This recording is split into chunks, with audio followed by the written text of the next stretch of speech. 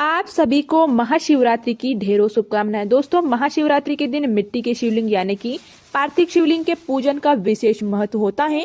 पार्थिव शिवलिंग का पूजन करें तो इसमें से समस्त प्रकार की मनोकामना तो पूर्ण होती ही है, साथ ही साथ समस्त प्रकार के दुख और कष्ट भी हटते हैं।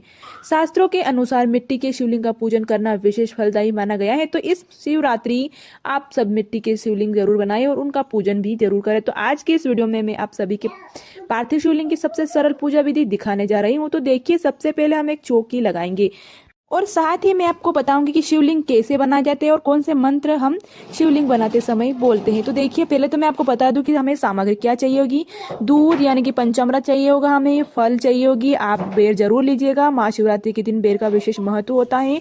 तो देखिए, मैंने सबसे पहले यहाँ पर मिट्टी भिगो कर रख दी थी, यानी कि आप मिट्टी में थोड़ा गंगा जल मिला लीजिए, और गंगा जल नहीं हो तो आप पंचामृत से भी मिट्टी शिवलिंग बना सकते हैं, यानी कि पार्थिव शिवलिंग आप बना सकते हैं। ठीक है, तो आप देखिए, ध्यान रखें कि मिट्टी में कहीं कंकर पत्थर ना हो, मिट्टी साफ स्वच्छ होनी चाहिए। और आप चाहे तो गमले की मिट्टी ले सकते हैं, अच्छे जो स्वच्छ गमला उसकी मिट्टी ले सकते हैं, या फिर आप खेत से भी मिट्टी ले सकते हैं।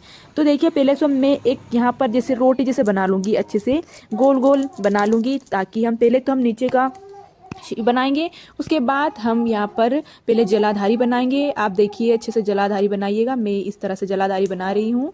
आप ध्यान रखें कि आप शिवलिंग बनाएं तो उसमें दरार नहीं होनी चाहिए, तो टूटी फूटी नहीं होनी चाहिए। अच्छे से मसल मसल के आप यहाँ पर शिवलिंग बनाइएगा। ठीक है, इसी प्रकार से देखिए। और आप शिवलिंग बनाते समय आप भगवान महादेव का मंत्र का जाप भी कर सकते हैं, या आप ओम नमः शिवाय भी बोल सकते हैं भक्तों। ठीक है, तो इसी तरह से मैं एक छोटा जो बना लूँगी। उसके बाद देखिए, यहाँ पर बिलपत्र मैं पहले से बिलपत्र रख लूँगी, तो मुझे बहुत आसानी होगा इसमें बनाते समय। तो मैंने पहले ही बिलपत्र रख लिया। मेरा थोड़ा बिलपत्र छोटा है, बाकी है पूरा बिलपत्र, क्योंकि पत्ती आइट साइड की पत्ती थोड़ी छोटी है। तो मैं यहाँ से देखिए, शिवलिंग का नीचे की जो जलाधारी को मैं अच्छे से आकार दूंगी, और मैं ओम नमः शिवाय मंत्र का जाप करते हुए यहाँ पर शिवलिंग बना लूँगी। अब मैंने यहाँ पर शिवलिंग बना लिया है। आप चाहे तो शिवलिंग में थोड़ी सी रुई भी मिक्स करके बना ले, ताकि उसमें क्या है कि जो जल चढ़ाएंगे, हम जलाभिषेक करेंगे, तो उसमें आपको ये गलने का चांस नहीं रहेगा। तो आप चाहे तो उसमें थोड़ा थोड़ा रुई मिक्स करके भी बना सकते हैं। मैंने यहाँ पर ऐसे ही बनाया है। तो आप पहले तो नीचे की जलाधारी बनाएं, फिर हमें उसको लिंग बनाना है। याद रखें, हमें जो भगवान शिव के गले में सर्प है आप वो बना सकते हैं, और आप नहीं बना सकते, आपको नहीं बनाना याद है, तो आप चाहे तो इस पर छोटी सी गोल बिंदी भी उसके ऊपर आप रख सकते हैं, शिवलिंग के ऊपर आप रख सकते हैं। तो ये हमारी पूर्ण शिवलिंग यानी कि मानी जाएगी। ठीक है, इसी प्रकार से आप बड़े ही भाव से भगवान की पूजा करिएगा, पार्थिव शिवलिंग बनाइएगा। और आपको कोई आकार देने की जरूरत नहीं, आपसे जैसे बने आप उसी तरह से शिवलिंग बना सकते हैं, क्योंकि सिर्फ भाव की जरूरत होती है इसमें। तो आप बड़े ही भाव से शिवलिंग बनाइएगा, जिस प्रकार से आपसे बने उसी तरह से आप बनाइएगा। अब मैं अपने हाथ धो लिया है। उसके बाद मैं क्या करूँगी, आप कोई पीतल की थाली ले ले, यहाँ नहीं तो आप स्टील की थाली भी ले लें, या फिर बड़े ही भाव से भगवान का पूजन करेंगे पार्थिव शिवलिंग का। तो आप भगवान का ओम नमः शिवाय दक्षिण दिशा की ओर ही आप शिव जलाधारी का मुख करें।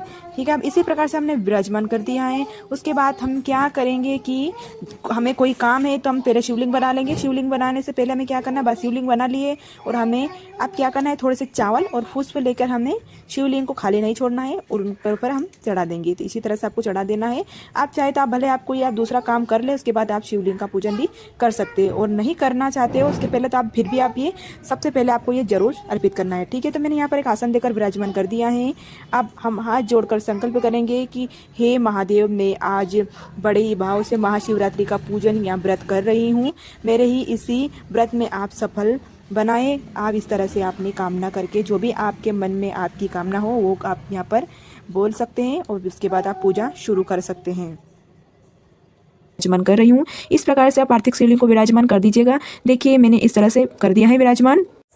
देखिए, शिवलिंग को मैंने थोड़े से एक प्लेट के ऊपर विराजमान किया है, ताकि हम यहाँ पर अभिषेक करें तो ये मूर्ति गले नहीं, क्योंकि ये मिट्टी की है तो गलने का बहुत चांस रहता है, तो इसे गले नहीं, इसलिए मैं यहाँ पर ऊपर थोड़ी सी ऊंचाई पर विराजमान करूँगी। और उसके बाद मैं एक पान का पत्ता लूँगी। हमेशा आपको दीपक प्रज्वलित करना है, दीपक रखना है, तो पान के पत्ते पे या फिर किसी भी आप एक कटोरी में रखिएगा। पान का पत्ता बहुत शुभ होता है, तो अब मैंने ये पान के पत्ते लिए हैं, तो मैंने वहाँ पर एक दीपक रख दिया है। उसके बाद आपको हाथ जोड़कर विनती करनी, प्रार्थना करनी है कि हे भगवान, मैं आज महाशिवरात्रि का व्रत कर रही हूँ या कर रहा हूँ, मेरी इस पूजा में मेरी मनोकामना पूर्ण करे। और इस तरह से आप क्षमा प्रार्थना करिएगा, और पूजा में कोई गलती रहे तो मुझे क्षमा करें। इस तरह से आप ये ऐसे करना होगा आपको। और उसके बाद क्या है कि आप चाहे तो पंचामृत बना लीजिएगा, नहीं आप पंचामृत नहीं बनाए तो आपको अलग अलग भी आप अभिषेक कर सकते हैं। तो मैंने यहाँ पर सबसे पहले मैं जल से भगवान शिव का अभिषेक करूंगी, पार्थिव शिवलिंग का।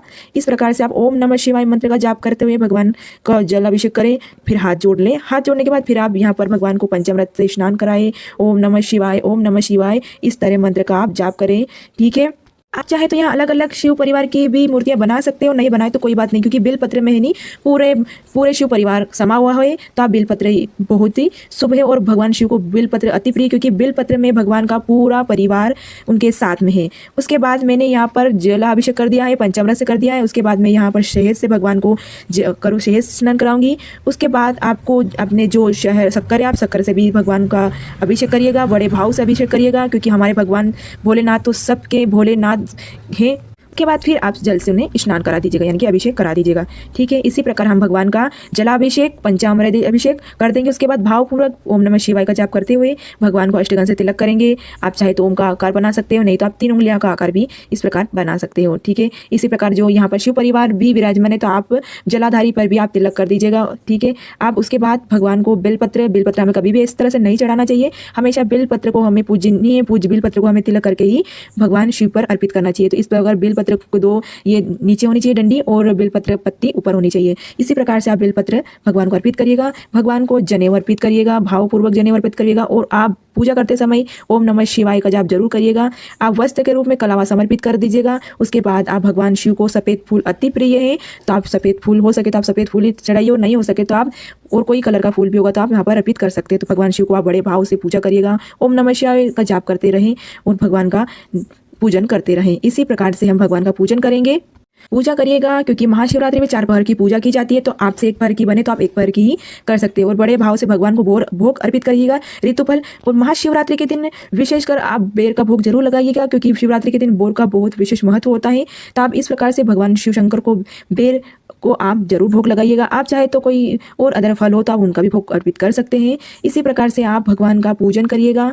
मैंने यहाँ पर केले का भोग लगाया है, तो आप इसी प्रकार से भगवान का पूजन भावरूप करिएगा और मन ही मन में भगवान का स्मरण करिएगा।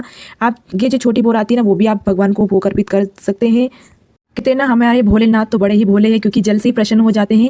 तो भगवान को ऐसी कोई चीज़ें जो नहीं चढ़ाई जाती है, भगवान भोलेनाथ तो भोलेनाथ ही है, उनको सभी चीज़ अर्पित है, सभी चीज़ उनको चढ़ाई जाती है, क्योंकि वो फूलों में, पत्तियों में, पहाड़ियों में तो हमारे महादेव राज करते हैं।